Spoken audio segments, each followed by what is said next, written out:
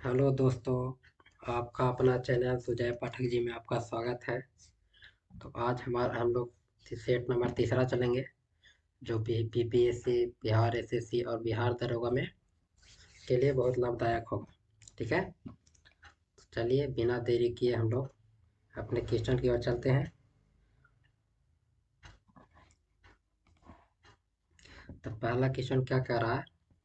पहला क्वेश्चन कह रहा है कि भारत में न्यायिक पुनरीक्षण की संकल्पना किस देश के संविधान से ली गई है? भारत में न्यायिक पुनरीक्षण की संकल्पना किस देश के संविधान से ली गई है? तो ये किस देश से ली गई है? तो ये लिया गया है संयुक्त राज्य अमेरिका के संविधान से लिया गया है। किस देश से लिया गया है? संयुक्त राज्य अमेरिका के संविधान से लिया गया है। ठीक है, चलिए अगला क्वेश्चन क्या कह रहा है कि मनरेगा कार्यक्रम निम्नलिखित में से भारतीय संविधान के किस अनुच्छेद को लागू करने हेतु लाया गया था? मतलब क्या करा कि किस अनुच्छेद को लागू करने के लिए मनरेगा कार्यक्रम लाया गया था? किस अनुच्छेद के लिए लाया गया था? तो ये लाया गया था अनुच्छेद 43 के तहत। किसको? अनुच्छेद 43 के लिए लाया गया था। ठीक है, चलिए आगे चलते हैं। निम्न में से निम्न में से किस राष्ट्रपति ने एक शक्ति का प्रयोग किया था जिसे संवैधानिक शब्दावली में जेबी निषेधाधिकार कहा जाता है? क्या कहा जाता है? जेबी निषेधाधिकार कहा जाता है। ठीक है, तो किसके द्वारा किया गया था? तो ये किया गया था ज्ञानी जैल सिंह के द्वारा। किसके द्वारा किया गया था? ज्ञानी जैल सिंह के द्वारा किया गया था। ठीक है, ऐसे जेबी निषेधात्मक किसको कहा जाएगा? तो पॉकेट बिटो को कहा जाएगा। किसका कहा जाएगा? तो पॉकेट बिटो जो होता है उसको कहा जाता है। बिटो का प्रयोग सबसे पहले किसने किया था? तो ज्ञानी जैल सिंह के द्वारा किया गया था। अरे किसके लिए किया गया था? तो यह डाकघर संशोधन विधेयक के लिए किया गया था। किसके लिए किया गया था? डाकघर विधेयक संशोधन के लिए किया गया था। कब किया गया था? तो 1986 में किया गया था। ठीक है, कब किया गया था? तो 1986 में किया गया था। चलिए अगला क्वेश्चन की ओर चलते हैं। निम्न में से कौन सा संवैधानिक विशेषाधिकार राष्ट्रपति का नहीं है? निम्न में से कौन सा संवैधानिक विशेषाधिकार राष्ट्रपति का नहीं है? मैंने कौन सा ऐसा काम है जो राष्ट्रपति नहीं कर सकता? ठीक है, तो पहला कह रहा है साधारण बिल को पुनर्विचार हेतु लौटाना। साधारण बिल को पुनर्विचार के लिए लौटाना, ये कार्य जो है वो राष्ट्रपति कर सकता है। तो ये तो सही है। वित्तीय बिल को पुनर्विचार हेतु लौटाना, वित्तीय बिल को पुनर्विचार हेतु लौटाना नहीं, वित्तीय बिल को पुनर्विचार के लिए लौटाना ये राष्ट्रपति नहीं कर सकता है। लोकसभा को भंग करना, लोकसभा को भंग करने के लिए राष्ट्रपति ये कार्य कर सकता है। प्रधानमंत्री की नियुक्ति, प्रधानमंत्री की नियुक्ति जो होता है वो भी राष्ट्रपति कर सकता है। तो इसके अनुसार हमारा आंसर क्या हो जाएगा? तो बी हो जाएगा। क्या हो जाएगा? बी। ठीक है, आगे चलते हैं। तो 5 नंबर क्वेश्चन क्या कह रहा है? राज्यसभा के सदस्यों को संबद्ध नहीं किया जा सकता। संबद्ध नहीं किया जा सकता है। तो पहला क्या कर रहा है? पब्लिक अकाउंटेंट कमेटी से। ठीक है, पहला कर रहा है पब्लिक अकाउंटेंट कमेटी से, दूसरा कर रहा है इंटीमेट्स कमेटी से, और तीसरा कर रहा है सार्वजनिक उद्यमों की कमेटी से। तीसरा क्या कर रहा है? आप उत्तर दिए गए कोर्ट से चुनिए। तो इसमें कौन कौन सही हो जाएगा? तो इसका आंसर हो जाएगा, तो सिर्फ केवल दो जो है वो सही है। ठीक है, तो सी, इसका आंसर क्या हो जाएगा? सी। ठीक है, आगे चलते हैं। 6 नंबर क्वेश्चन क्या कर रहा है कि अनुसूचित जाति और अनुसूचित जनजाति ब्रैकेट में अत्याचार निवारण अधिनियम 1989 के अधीन अपराधों का विचारण करने के लिए राज्य सरकार किसकी सहमति से सत्र न्यायालय को विशेष न्यायालय विनिर्दिष्ट विनिर्दिष्ट कर सकती है? क्या कर सकते हैं? विनिर्दिष्ट कर सकती है। तो कौन सा होगा? तो इसका आंसर कौन होगा? 6 नंबर का आंसर क्या होगा? तो 6 नंबर का आंसर हो जाएगा बी नंबर। उच्च न्यायालय के मुख्य न्यायाधीश द्वारा। किसके द्वारा? उच्च न्यायालय के मुख्य न्यायाधीश द्वारा किया जा सकता है। ठीक है, आगे चलते हैं। तो 7 नंबर क्वेश्चन क्या करा? भारतीय संविधान के किस अनुच्छेद के तहत सर्वोच्च न्यायालय भारतीय नागरिकों के मौलिक अधिकारों की रक्षा करता है? तो भारतीय नागरिकों के मौलिक अधिकारों की रक्षा किसके तहत करता है?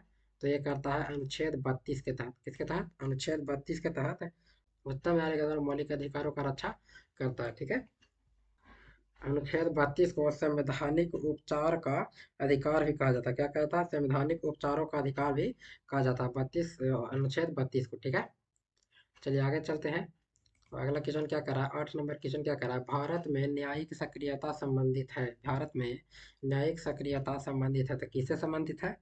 तो ये हो जाएगा जनहित याचिका से। किससे हो जाएगा?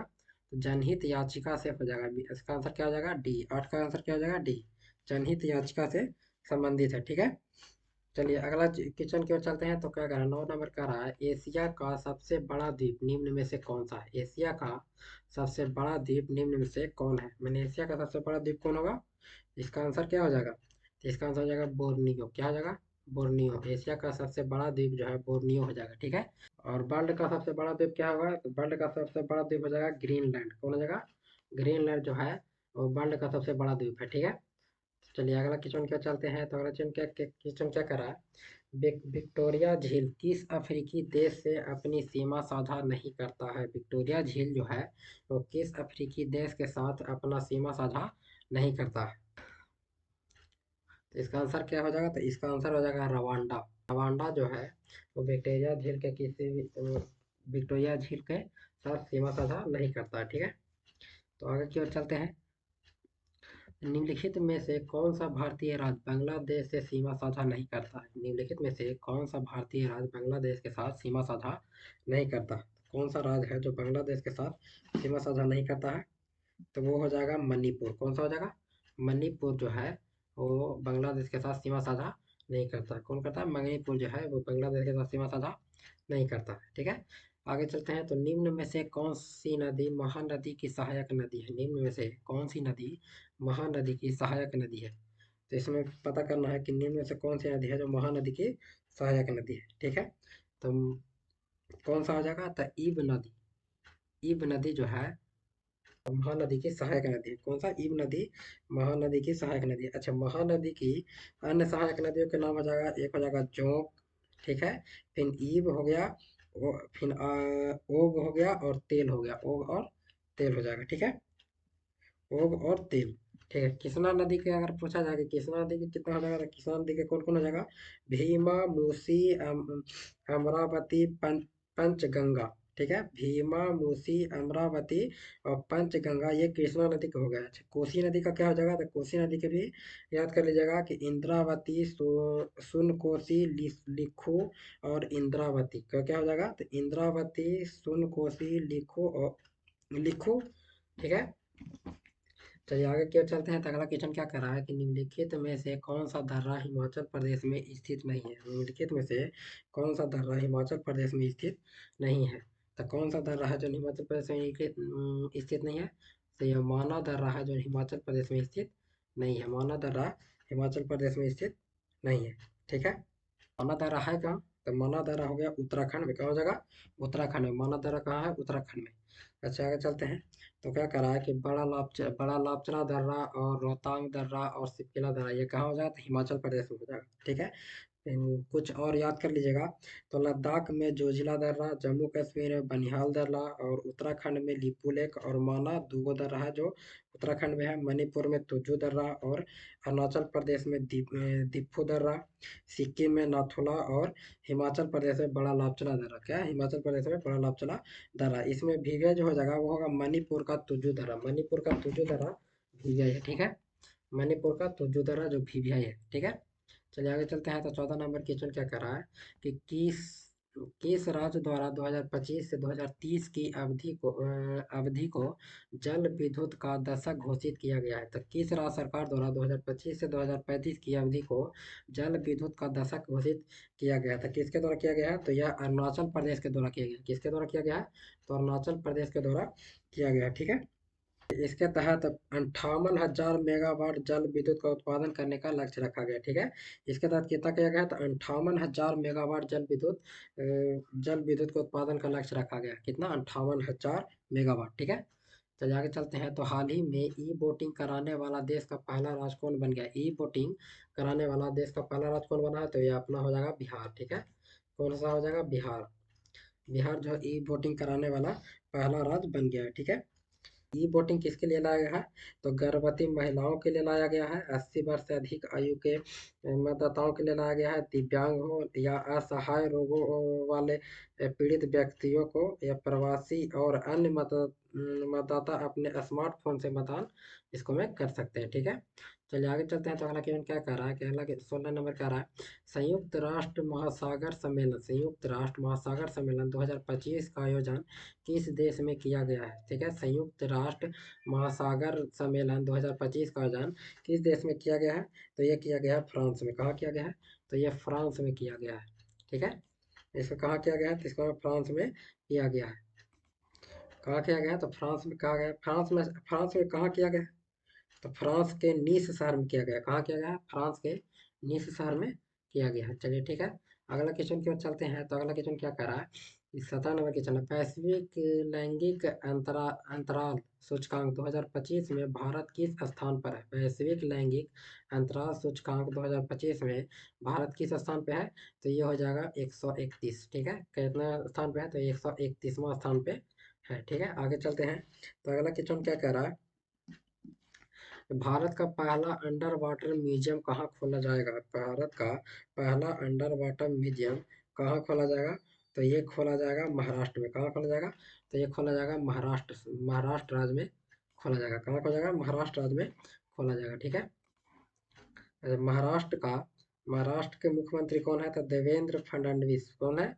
देवेंद्र फडणवीस। ठीक है, चलिए आगे की ओर चलते हैं। तो बहुराष्ट्रीय सैन्य अभ्यास खान क्वेस्ट का आयोजन कहाँ किया गया है? बहुराष्ट्रीय सैन्य अभ्यास खान क्वेस्ट का आयोजन कहाँ किया गया है?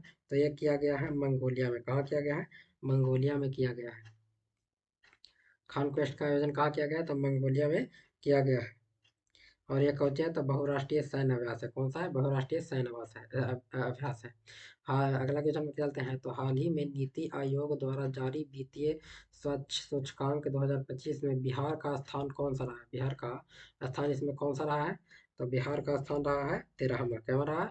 तो 13वां स्थान रहा है। कितना स्थान रहा था? 13वां स्थान रहा है। ठीक है, तो 21 नंबर क्वेश्चन क्या कर रहा है? कौन सी राज्य सरकार अपना स्वयं का उपग्रह लॉन्च करने की घोषणा की है? कौन सा राज्य सरकार है जो अपना स्वयं का उपग्रह लॉन्च करने का घोषणा किया है? तो ये किसने किया है? तो ये असम ने किया है। किसने किया है? असम सरकार ने किया है। 21 का 1 हो जाएगा। 21 का 1 हो जाएगा। अच्छा, उपग्रह का नाम क्या है? असम सेट लॉन्च करेगा। क्या करेगा? असम सेट लॉन्च करेगा। ठीक है, चलिए आगे चलते हैं। तो अगला क्वेश्चन क्या कह रहा है? हाल ही में जारी वन स्थिति रिपोर्ट के अनुसार किस राज्य में सर्वाधिक वन एवं वृक्ष आवरण है? किस राज्य में सर्वाधिक वन एवं वृक्ष वृक्ष है? तो यह हो जाएगा मध्य प्रदेश। सबसे ज्यादा कहाँ है? तो मध्य प्रदेश में वन है। ठीक है, मध्य प्रदेश इसका आंसर हो जाएगा। ठीक है, चलिए 23 नंबर क्वेश्चन में चलते हैं। फीफा द्वारा विश्व कप 2026 के लिए तीनों देशों को प्रतिबंधित तीन तीन देशों को प्रतिबंधित किया है। इनमें से कौन सा देश को प्रतिबंधित नहीं किया गया है? कौन सा देश है जिसको प्रतिबंधित नहीं किया गया है? तो इसमें क्या हो जाएगा? तो ये भारत को प्रतिबंधित नहीं किया गया है। ठीक है, और तीनों देश को प्रतिबंधित कर दिया गया है। रूस, कांगो और पाकिस्तान, तीनों को प्रतिबंधित किया गया है, लेकिन भारत को नहीं किया गया है। ठीक है, फीफा विश्व कप 2026 का आयोजन कहाँ किया जाएगा? तो यह कनाडा, मेक्सिको और संयुक्त राज्य अमेरिका में किया जाएगा। कहाँ किया जाएगा? तो कनाडा, मेक्सिको और संयुक्त राज्य अमेरिका में सम्मिलित रूप से किया जाएगा। ठीक है, चलिए आगे क्यों चलते हैं। तो अगला क्वेश्चन क्या कर रहा है कि हाल ही में किस राज्य द्वारा वरिष्ठ नागरिक आयोग की स्थापना की गई? वरिष्ठ नागरिक आयोग की स्थापना किस राज्य के द्वारा किया गया है? तो यह किया गया है केरल राज्य के द्वारा। वरिष्ठ नागरिक आयोग की स्थापना किस राज्य के द्वारा किया गया है? तो यह केरल राज्य के द्वारा किया गया है। ठीक है, हमारा क्वेश्चन क्या कर रहा है? हाल ही में किसे प्रधानमंत्री नरेंद्र मोदी का प्रिंसिपल सेक्रेटरी नियुक्त किया गया है? प्रिंसिपल सेक्रेटरी किसे नियुक्त किया गया है प्रधानमंत्री जी का? प्रधानमंत्री जी का प्रिंसिपल सेक्रेटरी जो नियुक्त किया गया है वो है कौन? तो ये हो जाएंगे शक्तिकांत दास। कौन हो जाएगा? शक्तिकांत दास को प्रिंसिपल सेक्रेटरी नियुक्त किया गया है। शक्तिकांत दास को क्या किया गया? प्रिंसिपल सेक्रेटरी नियुक्त किया गया है। अच्छा, प्रधानमंत्री जी का राष्ट्रीय सुरक्षा सलाहकार कौन है? तो ये अजीत डोभाल है। कौन है? अजीत डोभाल। ठीक है, आगे क्यों चलते हैं। तो अगला क्वेश्चन क्या क्या है? अच्छा, ये पहले आज वर्तमान में आरबीआई गवर्नर कौन है? वर्तमान में आरबीआई गवर्नर कौन है? तो वर्तमान में आरबीआई गवर्नर संजय मल्होत्रा है। वर्तमान में कौन है? तो संजय मल्होत्रा है। ठीक है, चलिए आगे चलते हैं। तो अगला क्वेश्चन क्या कहते हैं, फ्रेंच ओपन 2025 में पुरुष एकल का खिताब किसने जीता है? फ्रेंच ओपन 2025 में पुरुष एकल का खिताब किसने जीता है? तो ये जीता है कार्लोस अल्कराज के द्वारा जीता गया। किसके द्वारा जीता गया है? तो कार्लोस अल्कराज के द्वारा जीता गया है। इसमें क्या है कि 4 ओपन 2025 में तो कौन कौन, एक होता है ऑस्ट्रेलिया ओपन, ठीक है, सबसे पहले ऑस्ट्रेलिया ओपन, उसके बाद फिर हुआ होता है फ्रेंच ओपन, उसके बाद होता है विंबलडन ओपन, उसके बाद होता है यूएस ओपन। ठीक है, अगर इसमें अगर पूछे कि कौन कौन सा जीता है तो इसको ट्रिक है सी जे सी। ठीक है, तो जे से होगा जैनिक सिनर, सी से होगा कार्लोस अल्कराज, फिर जे से जैनिक सिनर और कार्लोस अल्कराज। ठीक है, इसको याद रखिएगा, याद होगा। पहले हो जाएगा ऑस्ट्रेलियन ओपन, फिर फ्रेंच ओपन, फिर विंबलडन ओपन, फिर यूएसए ओपन। ठीक है, और इसका याद करना हो तो जेसी। ठीक है, चलिए आगे क्यों चलते हैं। तो अगला क्वेश्चन क्या कर रहा है कि हाल ही में किस भारतीय ग्रंथ को यूनेस्को यूनेस्को के मेमोरी ऑफ वर्ल्ड रजिस्टर में शामिल किया गया है? यूनेस्को के मेमोरी ऑफ वर्ल्ड रजिस्टर में शामिल किया गया, तो किसको किया गया है? तो ये किया गया है नाट्यशास्त्र को और श्रीमद् भगवद गीता दोनों को किया गया। तो इसका आंसर क्या हो जाएगा? डी। किसका इसका आंसर क्या हो जाएगा? इसका आंसर हो जाएगा डी।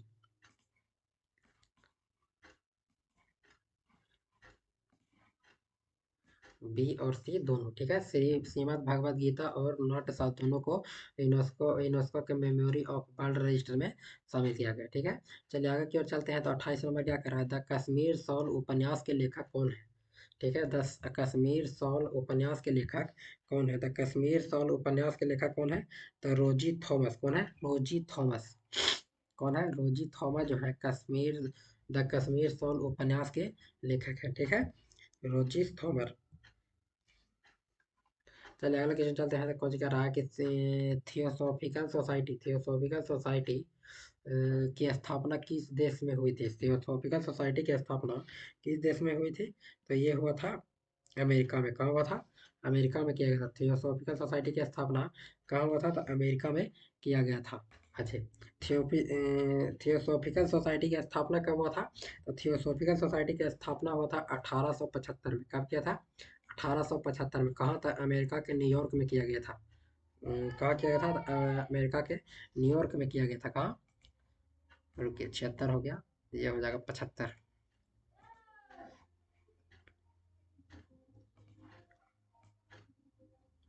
75 में किया गया था। ठीक है, तो अमेरिका के न्यूयॉर्क में किया गया था। कहाँ? अमेरिका के न्यूयॉर्क में किया था। किसके द्वारा किया गया था? तो क्या ये किया गया था मैडम एच पी ब्लावात्स्की। किसके द्वारा? मैडम एच पी ब्लावात्स्की और कर्नल एच एस अलकराट। ठीक है, अलकाट। तो इसको याद रखिएगा, ब्लावात्स्की और अलकाट, ब्लावात्स्की और अलकाट के द्वारा किया गया था। कहाँ? तो न्यूयॉर्क में किया गया था। ठीक है, मुंबई में इसको पहला बार स्थापित 1879 ईस्वी में किया गया था। मुंबई में कब किया गया था? तो 1879 ईस्वी में मुंबई में पहला बार स्थापित किया गया था। उसके बाद फिर अड्यार चेन्नई में 1882 में किया गया था।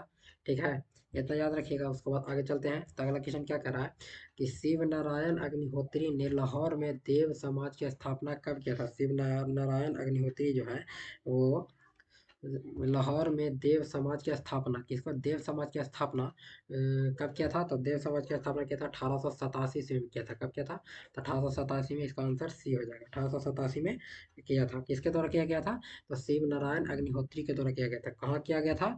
तो लाहौर में। किसके था? तो देव समाज की स्थापना किया गया था। ठीक है, जो शिव नारायण अग्निहोत्री थे वो जो थे वो ब्रह्म समाज के पूर्व अनुयायी थे। ठीक है, ब्रह्म समाज के अनुयायी थे वो, पूर्व अनुयायी। ठीक है, आगे की ओर चलते हैं। तो अगला क्वेश्चन क्या कह रहा है कि लखनऊ समझौता के संबंध में निम्नलिखित में से कौन सा कथन सही है? लखनऊ समझौता के संबंध में निम्नलिखित में से कौन सा कथन सही है? तो पहला पढ़ते हैं। तो ये कह रहा है इस पर वर्ष 1916 में हस्ताक्षर किए गए थे। तो एकदम सही है, इस पर 1916 में हस्ताक्षर किए गए थे।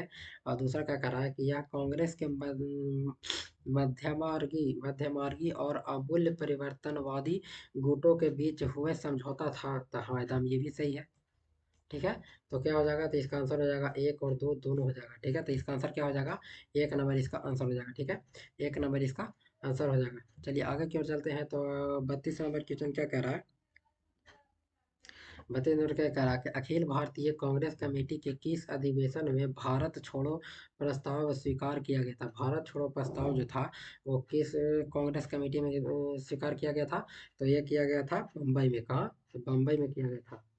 कहाँ किया गया था, तो बम्बई में किया गया था। वो कब, तो 1942 ईस्वी में। कब, 1942 ईस्वी में बम्बई में किया गया था। ठीक है, भारत छोड़ो आंदोलन जो हुआ था वो कब चालू हुआ था, तो ये 9 अगस्त 1942 को भारत छोड़ो आंदोलन प्रारंभ हुआ था। ठीक है, 9 अगस्त 1942 को भारत छोड़ो आंदोलन प्रारंभ हुआ था। ठीक है, चलिए आगे की ओर जाते हैं। तो 33 नंबर क्वेश्चन क्या कर रहा है कि निम्नलिखित में से कौन 1876 में स्थापित, 1876 में स्थापित इंडियन एसोसिएशन के संस्थापक में से एक थे। निम्नलिखित में से कौन है जो इंडियन एसोसिएशन की स्थापना किए थे, तो कौन है इसको, तो इसको में हो जाएगा सुरेंद्र नाथ बनर्जी। कौन थे, सुरेंद्र नाथ बनर्जी थे। ठीक है, जो क्या किए थे, तो इंडियन एसोसिएशन के संस्थापक में से एक है। अच्छा, इंडियन एसोसिएशन की स्थापना कब हुआ था, तो 1876 में हुआ था। 26 जुलाई 1876 को सुरेंद्र नाथ बनर्जी और आनंद मोहन बोस की सहायता से इंडियन एसोसिएशन या भारत संघ की स्थापना कहाँ किया गया था, तो कलकत्ता में किया गया था। कहाँ किया गया था, कलकत्ता में किया गया था। ठीक है, चलिए आगे की ओर चलते हैं। तो अगला क्वेश्चन क्या कह रहा है, वास्तुकला की गुलबर्गा और बीदर शैली की निम्नलिखित में से किस राजवंश द्वारा संरक्षण दिया गया था। जो वास्तुकला की गुलबर्गा और बीदर है उस शैली का संरक्षण किस राजवंश के द्वारा दिया गया था, तो ये हुआ था बहमनी राजवंश के द्वारा। किसके द्वारा किया गया था, तो बहमनी राजवंश के द्वारा किया गया था। ठीक है, किसके द्वारा किया गया था, तो बहमनी राजवंश। गुलबर्ग और बीदर जो था ये कौन सा था, तो बहमनी राजवंश का राजधानी था। ठीक है, इसके लिए वहाँ इसका वास्तुकला का प्रमाण मिला है। ठीक है, चलिए आगे की ओर चलते हैं। तो अगला क्वेश्चन क्या कह रहा है, 35 नंबर क्वेश्चन कर रहा है, दिल्ली सल्तनत प्रशासन के संदर्भ में राज्य पत्राचार विभाग को निम्न में से किस नाम से जाना जाता है। राज्य पत्राचार विभाग को किस नाम से जाना जाता था, ठीक है, तो इसको कहा जाता था दीवान ए इंसा। क्या कहा जाता था, दीवान ए इंसा के नाम से जाना जाता था। ठीक है, इसमें अगर देखें तो दीवान ए इंसा जो था सरकारी दीवान ए इंसा जो था वो पत्राचार विभाग को कहा जाता था। ठीक है, अच्छा दीवान ए अर्ज किसे कहा जाता था, दीवान ए अर्ज, तो ये सैन्य विभाग होता था। सैन्य विभाग जो होता था वो दीवान ए अर्ज होता था। ठीक है, सैन्य विभाग को दीवान ए अर्ज कहा जाता था। अच्छा दीवान ए रसालत, दीवान ए रसालत किसे कहा जाता था, तो धार्मिक मुद्दे के संबंधी मामले को देख रेख करने के लिए दीवान ए रसालत होते थे। ठीक है, धार्मिक मामला के लिए। और दीवान ए खैरात, दीवान ए खैरात किसके लिए जाना जाता था, तो ये दान विभाग था। क्या, दान विभाग था, इसे दीवान ए खैरात के नाम से जाना जाता था। ठीक है, इसको चारों याद रखिएगा कि दीवान ए इंसाफ पत्रकार विभाग था, दीवान ए अर्ज सैन्य विभाग था, दीवान ए रसा रसालत धार्मिक मुद्दा संबंधी विदेशी मामलों को देख रेख करने वाला दीवान ए रसालत होता था। और दीवान ए खैरात जो होता था वो दान विभाग होता था। दान विभाग को क्या कहते हैं, दीवान ए खैरात कहा जाता था। चलिए अगला क्वेश्चन क्या कह रहा है कि 36 नंबर क्वेश्चन कह रहा है कि दिल्ली सल्तनत के निम्नलिखित में से किस वंश ने जौनपुर को अंततः दिल्ली सल्तनत के साम्राज्य में मिला लिया था। जौनपुर को दिल्ली सल्तनत में कौन मिला लिया था, तो ये लोधी वंश के द्वारा। किसके द्वारा किया गया था, लोधी वंश। किसके द्वारा, तो लोधी वंश के द्वारा किया गया था। ठीक है, दिल्ली सल्तनत में किसको, तो जौनपुर को मिला लिया था। ठीक है, और लोधी वंश के किसके द्वारा मिलाया गया था, तो मिलाया गया था बहलोल लोधी के द्वारा मिलाया गया था। किसके द्वारा मिलाया गया था, तो बहलोल लोधी के द्वारा मिलाया गया था। ठीक है, चलिए अगला क्वेश्चन के चलते हैं। तो अगला क्वेश्चन क्या कर रहा है कि रवि कीर्ति किस शासक के दरबारी कवि थे। रवि कीर्ति जो थे वो किस शासक के दरबारी कवि थे, तो ये थे पुलकेशिन द्वितीय के थे। किसके थे, तो पुलकेशिन द्वितीय के दरबारी कवि थे। किसके, रवि कीर्ति जो थे वो पुलकेशिन द्वितीय के दरबारी कवि थे। ठीक है, चलिए आगे की ओर चलते हैं। तो अगला क्वेश्चन क्या कह रहा है, खारवेल किस राजवंश के महत्वपूर्ण शासक थे। खारवेल जो थे वो किस राजवंश के शासक थे, तो ये थे चेदी राजवंश के। किसके थे, तो चेदी राजवंश के शासक थे। कौन, तो खारवेल। खारवेल जो थे वो चेदी वंश के शासक थे। किस, चलिए अगला क्वेश्चन पे चलते हैं। तो अगला क्वेश्चन क्या कह रहा है कि 39 नंबर क्वेश्चन किस वर्ष संयुक्त राज्य महासभा ने 21 जून को अंतर्राष्ट्रीय योग दिवस के रूप में मान्यता दिया है? तो किसके द्वारा किया गया 21 जून को अंतर्राष्ट्रीय योग दिवस के रूप में मान्यता दिया है? कब, किस वर्ष दिया गया? तो ये दिया गया 2014 में। कहाँ दिया गया? 2014 में दिया गया। संयुक्त राष्ट्र महासभा के द्वारा 21 जून को अंतर्राष्ट्रीय योग दिवस की घोषणा 2014 से मान्यता दिया गया। ठीक है, चलिए आगे के चलते हैं। तो गुड्डी पड़वा पर्व को, चाहे गुड्डी पड़वा पर्व अन्य किस नाम से भी जाना जाता है? गुड्डी पड़वा पर्व को और किस नाम से जाना जाता है? तो इसको नाम जाना जाता है उगादी। उगादी के नाम से गुड्डी पड़वा पर्व को जाना जाता है। उगादी के नाम से गुड्डी पड़वा पर्व को जाना जाता है। ये कहाँ मनाया जाता है? तो ये इसको आंध्र प्रदेश और कर्नाटक में उगादी के नाम से मनाया जाता है, और महाराष्ट्र में गुड्डी पड़वा के नाम से मनाया जाता है। इसको मराठी में नववर्ष भी कहा जाता है। ठीक है, और इस दिन को चैत्र नवरात्रि के नाम से भी जाना जाता है। किसको? चैत्र नवरात्रि के नाम से भी जाना जाता है। ठीक है, चलिए आगे की ओर चलते हैं। तो जैव विविधता अभिसमय, क्या जैव विविधता अभिसमय को किस वर्ष अपनाया गया था? जैव विविधता अभिसमय को किस वर्ष अपनाया गया था? तो ये अपनाया गया था 1992 में। कब अपनाया गया था? तो 1992 में इसको अपनाया गया था। ठीक है, चलिए आगे अगला क्वेश्चन को चलते हैं। तो अगला क्वेश्चन क्या कह रहा है कि किसी भी संस्था किस संस्था ने जलवायु परिवर्तन और जैव विविधता की हानि के नियंत्रण हेतु प्राकृतिक पुनः स्थापना विधि अधिनियमित किया है? ठीक है, तो किसके द्वारा किया गया है? तो ये किया गया है यूरोपीय संघ के द्वारा। किसके द्वारा? यूरोपीय यूनियन के द्वारा, यूरोपीय संघ के द्वारा किया गया है। ठीक है, चलिए तो अगला क्वेश्चन की ओर चलते हैं। तो अगला क्वेश्चन क्या कर रहा है कि निम्नलिखित में से कौन सा देश बिम्स्टेक का सदस्य नहीं है? निम्नलिखित में से कौन सा देश है जो बिम्स्टेक का सदस्य नहीं है? कौन सा देश है? तो इसका हो जाएगा मालदीव। मालदीव जो है वो बिम्स्टेक का सदस्य नहीं है। बिम्स्टेक का सदस्य नहीं है, मालदीव बिम्स्टेक का सदस्य नहीं है। ठीक है, बिम्स्टेक में कौन कौन से देश है? तो बांग्लादेश, भूटान, भारत, म्यांमार, नेपाल, श्रीलंका और थाईलैंड है। कौन कौन है? तो बांग्लादेश, भूटान, भारत, म्यांमार, नेपाल, श्रीलंका और थाईलैंड। ठीक है, चलिए वो अच्छा, बिम्स्टेक जो है इसकी स्थापना कहाँ किया गया था? तो बिम्स्टेक की स्थापना 6 जून 1997 को थाईलैंड के बैंकॉक में किया गया था। कहाँ? थाईलैंड के बैंकॉक में। तो 6 जून 1997 को थाईलैंड के बैंकॉक में बिम्स्टेक की स्थापना किया गया था। ठीक है, चलिए आगे की ओर चलते हैं। तो 69 नंबर क्वेश्चन क्या कह रहा है कि 49वीं समानांतर खाली जगह है के बीच सीमा बनाता है। 49वीं जो समानांतर रेखा है वो किसके किसके बीच रेखा बनाता है? तो अमेरिका और कनाडा के बीच। किसके? अमेरिका और कनाडा के बीच 49वीं समानांतर रेखा सीमा बनाता है। ठीक है, ध्यान दीजिएगा कि 38वां समानांतर रेखा किसके किसके बीच है? तो उत्तर कोरिया और दक्षिणी कोरिया के बीच कुछ है। तो 38वां समानांतर रेखा कौन सा? 38वां समानांतर रेखा उत्तरी कोरिया और दक्षिणी कोरिया के बीच है। ठीक है, फ्रांस और जर्मनी, फ्रांस और जर्मनी के बीच सिज फ्राइड फ्राइड रेखा है। कौन सा है? सिज फ्राइड रेखा कहाँ है? तो जर्मन और फ्रांस के बीच सिज फ्राइड रेखा। ठीक है, भारत और पाकिस्तान के बीच कौन सा है रेखा? तो 24वीं समानांतर रेखा। कौन सा है? भारत पाकिस्तान के बीच 24वीं समानांतर रेखा। ठीक है, 24वीं समानांतर रेखा भारत और पाकिस्तान के बीच है। ठीक है, चलिए अगला क्वेश्चन क्या कर रहा है? आई टू वाइट आई डू पुस्तक के लेखक कौन है? इसके लेखक कौन है? तो इसके लेखक होंगे रघुराम राजन। कौन हो जाएगा? रघुराम राजन हो जाएंगे। ठीक है, कौन से हो जाएंगे? तो रघुराम राजन हो जाएंगे। ठीक है, शशि थरूर के द्वारा कौन सा पुस्तक लिखा गया है? तो the paradoxical prime minister, the paradoxical prime minister Shashi Tharoor के द्वारा लिखा गया है। ठीक है, फिर सलमान रुश्दी के द्वारा कौन सा लिखा गया है? तो सैटनिक वर्सेज सलमान रुश्दी के द्वारा लिखा गया है। ठीक है, द गोल्डन थ्रेशोल्ड किसके द्वारा लिखा गया था?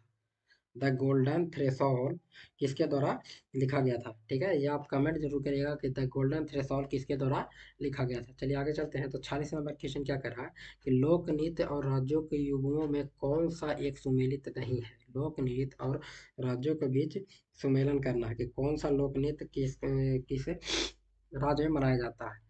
तो आगे चलते हैं। तो झूमर हरियाणा, इसको तो पहला ही गलती हो गया कि झूमर हरियाणा, झूमर जो है वो हरियाणा में नहीं मनाया जाता है। झूमर जो है मनाया जाता है कहाँ? तो ये बिहार, बंगाल और झारखंड और छत्तीसगढ़ का नृत्य है। कौन? बिहार, बंगाल, झारखंड और छत्तीसगढ़ का नृत्य है झूमर। ठीक है। फिर नौटंकी, नौटंकी जो है ये कहाँ गया, सॉरी, ये सही है। कुछ तमाशा महाराष्ट्र का एकदम सही है। बाउल पश्चिम बंगाल एकदम सही है। कजरी उत्तर प्रदेश ये भी सही है। झूमर जो है वो कहाँ मनाया जाता है? तो बिहार, बंगाल और झारखंड छत्तीसगढ़ में मनाया जाता है। ठीक है। किशन क्या कह रहा है कि प्रधानमंत्री जीवन ज्योति बीमा योजना क्या है? प्रधानमंत्री जीवन ज्योति बीमा योजना क्या है? तो इसका आंसर क्या हो जाएगा? इसका आंसर हो जाएगा सी। क्या हो जाएगा? सी। एक जीवन बीमा योजना। कुछ है, एक जीवन बीमा योजना है, याद रखिएगा। ठीक है। आगे चलते हैं। आगा खां पैलेस भारत के किस राज्य में स्थित है? आगा खां पैलेस जो है वो भारत के किस राज्य में स्थित है? तो ये इनमें से कोई नहीं। ठीक है। आगा खां पैलेस जो है वो भारत के पुणे महाराष्ट्र में स्थित है। कहाँ स्थित है? आगा खां पैलेस भारत के पुणे महाराष्ट्र में स्थित है। ठीक है। और कुछ पैलेस का नाम याद रख लीजिएगा। सिटी पैलेस जो जयपुर में स्थित है। सिटी पैलेस कहाँ है? तो जयपुर में स्थित है। सिटी पैलेस जयपुर में स्थित है।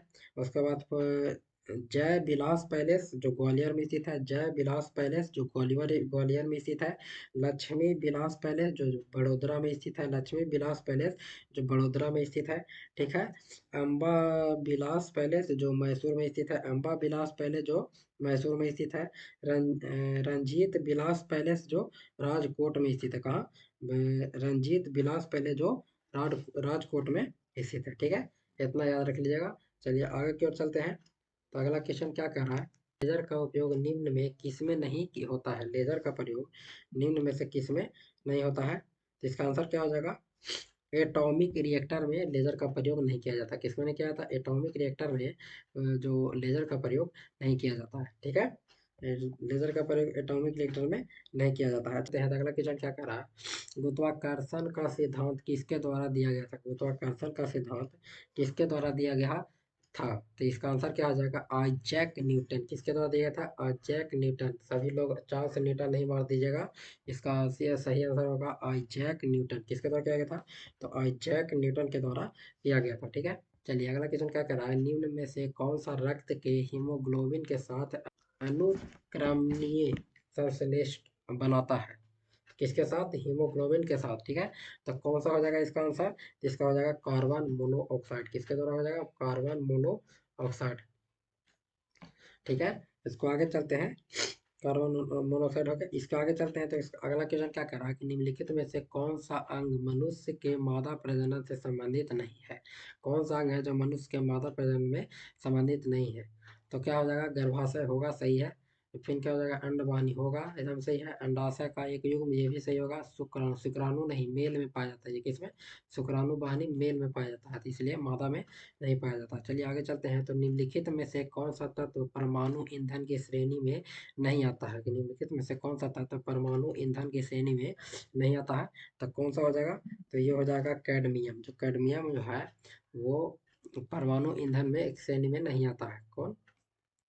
कैडमियम। ठीक है। प्लूटोनियम आता है, थोरियम आता है, यूरेनियम भी आता है। ठीक है।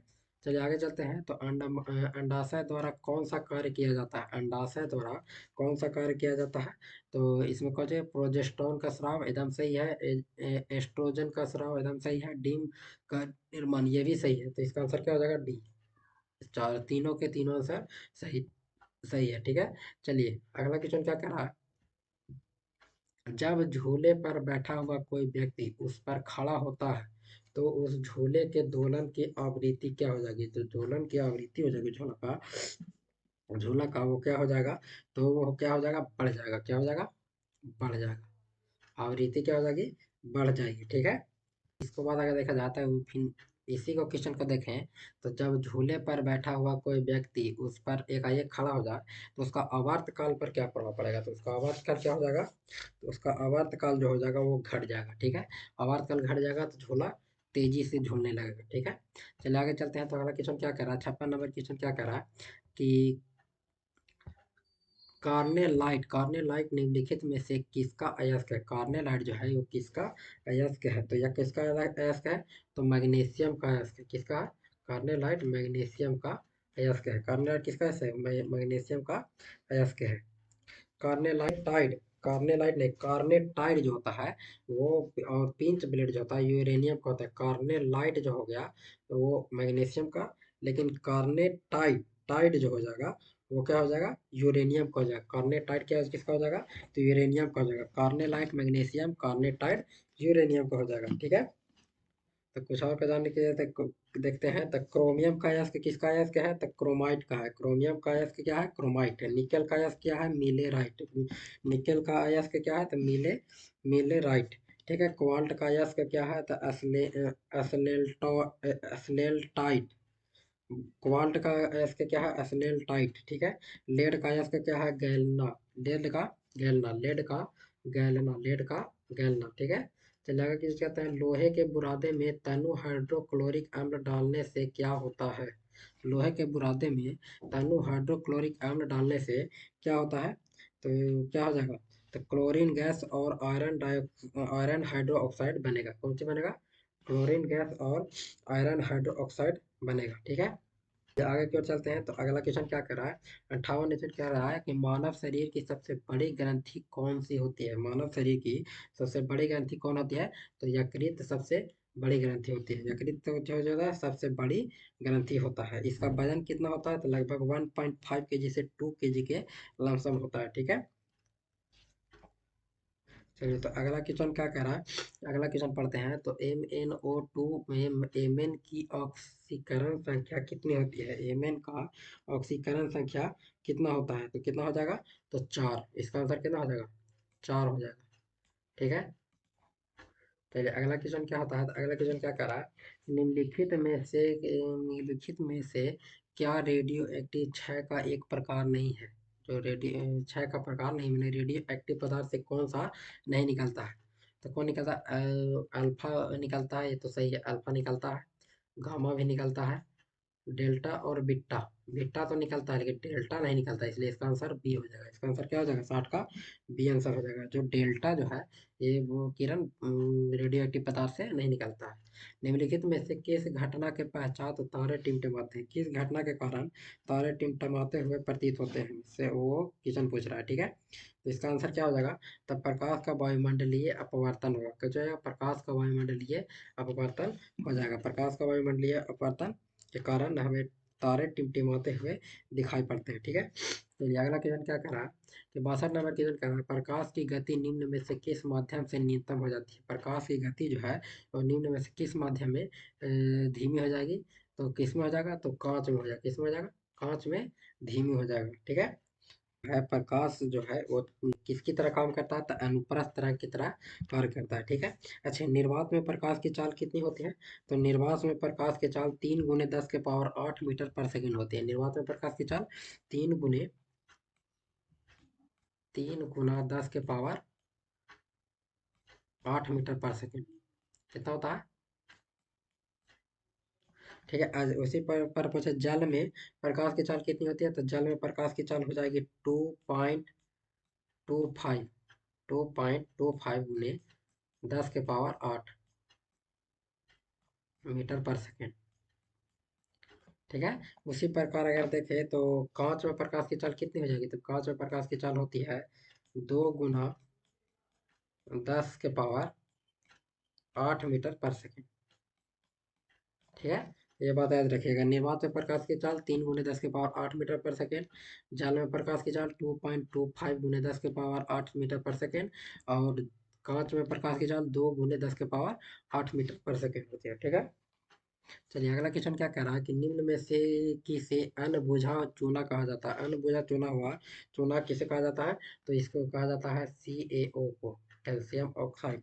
ठीक है, CaO को कहा जाता है कैल्शियम ऑक्साइड, इसको कहा जाता है। रासायनिक नाम क्या है, कैल्शियम ऑक्साइड। ठीक है, चलिए आगे की ओर चलते हैं। तो अगला क्वेश्चन कह रहा है कि एल्केन का सामान्य सूत्र क्या होता है। एल्केन का सामान्य सूत्र क्या होता है, तो एल्केन में अगर देखेंगे तो एल्केन का सामान्य सूत्र क्या होगा, CnH2n+2। ठीक है, इसका आंसर क्या हो जाएगा, बी।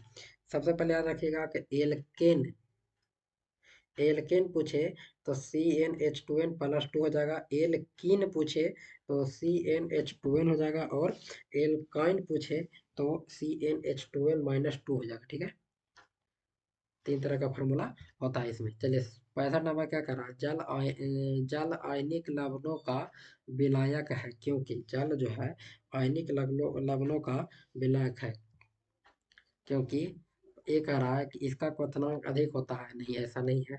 दूसरा नंबर कह रहा है इसकी विशिष्ट ऊष्मा अधिक होती है, नहीं ऐसा भी नहीं है। इसका द्विध्रुवीय आघूर्ण अधिक होता है, ये सही हो जाएगा। 65 का सी आंसर हो जाएगा, इसका द्विध्रुवीय आघूर्ण अधिक होता है, जिसके कारण, ठीक है। अगला क्वेश्चन की ओर चलते हैं, तो क्या कह रहा है, अगला क्वेश्चन कह रहा है पैलियो वनस्पति के अंतर्गत किसका अध्ययन किया जाता है, पैलियो वनस्पति के अंतर्गत किसका अध्ययन किया जाता है। तो इसको में किसका अध्ययन किया जाता है, पैलियो वनस्पति के अंतर्गत पादप जीवाश्म का अध्ययन किया जाता है, किसका किया जाता है, पादप जीवाश्म का अध्ययन किया जाता है। तो इसमें पादप का जीवाश्म है नहीं, इसका आंसर क्या हो जाएगा, डी, पादप जीवाश्म का अध्ययन किया जाता है। पैलियो वनस्पति में पादप जीवाश्म का अध्ययन किया जाता है, ठीक है। तो इसका आंसर क्या हो जाएगा, डी हो जाएगा, इनमें से कोई नहीं। चलिए आगे क्या कहते हैं, तो 67 नंबर क्वेश्चन क्या कह रहा है कि अधिकांश कीट श्वसन कैसे करते हैं, अधिकांश वातक तंत्रों द्वारा करते हैं, ठीक है। कीट जो है वो श्वसन कैसे करते हैं, तो वातक तंत्रों द्वारा करते हैं, ठीक है। चलिए आगे क्या चलते हैं, तो अगला क्वेश्चन क्या क्या क्या क्या कह रहा है कि निम्नलिखित में से कौन सा रूपांतरित स्तंभ है, निम्नलिखित में से कौन सा रूपांतरित स्तंभ है, तो कौन सा रूपांतरित स्तंभ है, इसका हो जाएगा आलू, आलू जो है रूपांतरित स्तंभ है, ठीक है। आलू क्या हो जाएगा, तो रूपांतरित स्तंभ कहलाएगा, ठीक है। चलिए अगला क्वेश्चन क्या कह रहा है कि स्टार्च को जल अपघटन से ग्लूकोज बनाने वाला एंजाइम निम्न में से कौन है, स्टार्च को जल अपघटन से ग्लूकोज बनाने वाला एंजाइम निम्न में से कौन है, तो कौन सा हो जाएगा, तो ये हो जाएगा एमाइलेज, इसका आंसर क्या हो जाएगा, बी, 69 का क्या हो जाएगा, बी, एमाइलेज जो है वो स्टार्च को अपघटित कर ग्लूकोज बनाता है, ठीक है।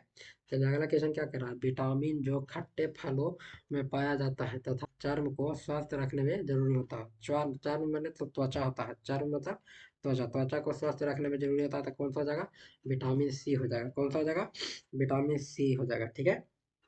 इसी प्रकार से खत्ता नंबर की तरफ चलते हैं, तो यदि किसी वस्तु पर लगाए गए बल की दिशा वस्तु की दिशा की विपरीत दिशा में होती है, तो वस्तु की गति पर क्या प्रभाव पड़ेगा, ठीक है। तो वस्तु की गति पर क्या प्रभाव पड़ेगा, तो कम हो जाएगा, क्या हो जाएगा, कम हो जाएगा, गति जो है उसका कम हो जाएगा, ठीक है। विपरीत दिशा पे धक्का लगेगा तो क्या हो जाएगा, कम हो जाएगा गति। चलिए आगे क्यों चलते हैं, तो 72 नंबर क्वेश्चन क्या कर रहा है कि किसी भी दी गई अवधि के लिए एक देश की राष्ट्रीय आय, किसी भी दी गई अवधि के लिए एक देश की राष्ट्रीय आय, तो इसका आंसर क्या हो जाएगा, नागरिकों द्वारा उत्पादित वस्तुओं और सेवाओं के कुल मूल्य के बराबर हो जाता है, तो नहीं, ये गलत हो जाएगा। फिर क्या कह रहा है कि कुल उपभोग और विनिवेश व्यय के योग के बराबर रहता है, नहीं ये भी गलत हो जाएगा। सभी व्यक्तियों की वैयक्तिक आय के योग के बराबर हो जाता है, नहीं ये भी गलत हो जाएगा। तो इसका आंसर क्या हो जाएगा, डी, उत्पादित अंतिम वस्तुओं और सेवाओं के मौद्रिक मूल्य के बराबर रहेगा, क्या होगा, उत्पादित अंतिम वस्तुओं और सेवाओं के मौद्रिक मूल्य के बराबर रहेगा, तो इसका आंसर क्या हो जाएगा, तो इसका आंसर डी हो जाएगा, ठीक है। इसका आंसर क्या हो जाएगा, डी। चलिए अगला क्वेश्चन कर रहा है 73 नंबर क्वेश्चन क्या कर रहा है, निम्नलिखित कथनों पर विचार कीजिए और असत्य कथन की पहचान कीजिए, असत्य कथन को पहचानना है, तो कौन सा होगा, पहला पढ़ते हैं, पहला नंबर क्या कह रहा है कि साख के औपचारिक स्रोत के अंतर्गत व्यावसायिक बैंक एवं सहकारी समितियों को शामिल किया जाता है, ठीक है। तो हाँ एकदम सही है, सहकारी बैंक को शामिल किया जाता है। चलिए आगे चलते हैं, तो भारतीय रिजर्व बैंक ऋणों के औपचारिक स्रोतों की कार्यप्रणाली पर नजर रखता है, तो हाँ ये भी सही है, भारतीय रिजर्व बैंक कार्यप्रणाली पर नजर रखता है, ठीक है। फिर क्या करें, ग्रामीण क्षेत्रों में ऋण साख का सबसे अधिक भाग औपचारिक स्रोतों के द्वारा पूरा होता है, तो ये गलत है, औपचारिक स्रोतों के द्वारा पूरा नहीं होता है, ठीक है। चलिए आगे क्योंकि चलते हैं, तो अगला क्वेश्चन क्या कह रहा है कि भारत दुनिया के सबसे बड़े विदेशी मुद्रा भंडार धारकों में से एक है, भारत के विदेशी मुद्रा भंडार में शामिल है, तो विदेशी मुद्रा भंडार में क्या क्या शामिल है, तो विदेशी मुद्रा संपत्ति एकदम सही है, एकदम शामिल है, सोने का भंडारण ये भी सही है, और विशेष आहरण अधिकार मैंने SDR, यहाँ ये भी सही है, तो इसका आंसर क्या हो जाएगा, तीनों। तो एक दो तीन तीनों हो जाएगा, इसका आंसर हो जाएगा। ठीक है, चलिए आगे चलते हैं। नीचे दिए गए कथनों पर विचार कीजिए। खाद्य सुरक्षा का अर्थ है सभी लोगों के लिए सदैव पोषण युक्त भोजन की उपलब्धता, पहुंच और उसे प्राप्त करने का समर्थ। एकदम सही है इसका आंसर। फिर दूसरा नंबर क्या कह रहा है? दूसरा नंबर कह रहा है कि प्राकृतिक आपदा खाद्य सुरक्षा को प्रभावित नहीं करता है। नहीं कैसे करता है? प्राकृतिक आपदा खाद्य सुरक्षा को प्रभावित करता है। तो इसका आंसर क्या हो जाएगा? कौन सा सत्य है? सत्य है तो कौन सा सत्य हो जाएगा? तो केवल एक इसका सत्य आंसर है। ठीक है, केवल एक इसका आंसर हो जाएगा। ठीक है, आज के लिए बस इतना ही, और फिर मिलेंगे अगले वीडियो में। और पढ़ते रहिए, बढ़ते रहिए, और वीडियो देखिए, और जो कमी है वो बताते रहिए कि कौन सी क्या दिक्कत हो रही है, तो उसको सुधार करने की कोशिश किया जाएगा। धन्यवाद।